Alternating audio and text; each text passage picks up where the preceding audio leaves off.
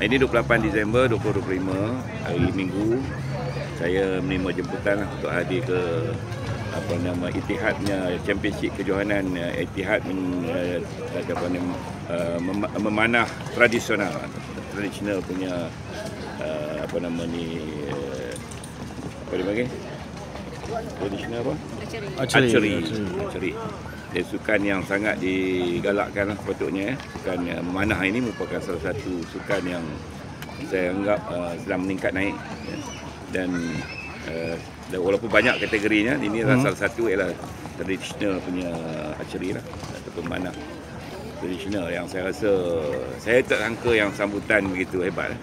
Jadi daripada apa yang saya dapat makluman daripada Ittihad bahawa sukan ini merupakan sukan yang trending lah sekarang ni, menarik minat ramai orang. Jadi saya berkeyakinan bahawa dia mempunyai potensi yang besar, dan saya sendiri pun bersedia untuk sama-sama bekerjasama bagaimana kita dapat bantu untuk tingkatkan lagi pelibatan semua pihak, daripada cilik, anak-anak, kepada remaja, kepada orang dewasa, dan juga otai-otai. Veteran pun ada yang turut terlibat dalam memanah tradisional ini. Jadi saya di sini pun hari ini, macam hari ini kejohanan ini pun ada 260 orang lebih, berbagai kategori ada sini.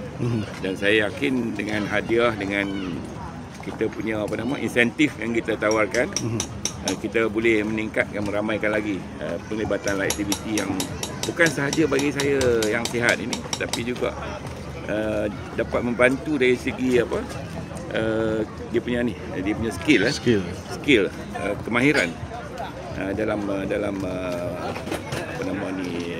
mana.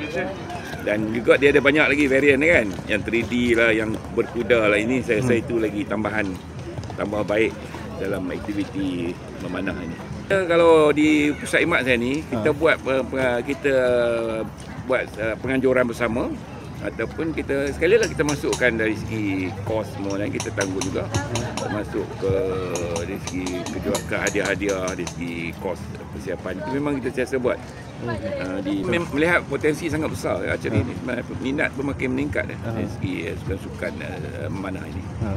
Dan dengan ada pelbagai kategori dan juga pelbagai range umur ni, saya rasa lagi ramai akan terlibat. Cuma kita nak kena atur elok-elok dan juga perkemaskan dari segi persatuan dan juga kerajaan ini, dia kena juga terlibat untuk sama-sama beri insentif bagaimana kita dapat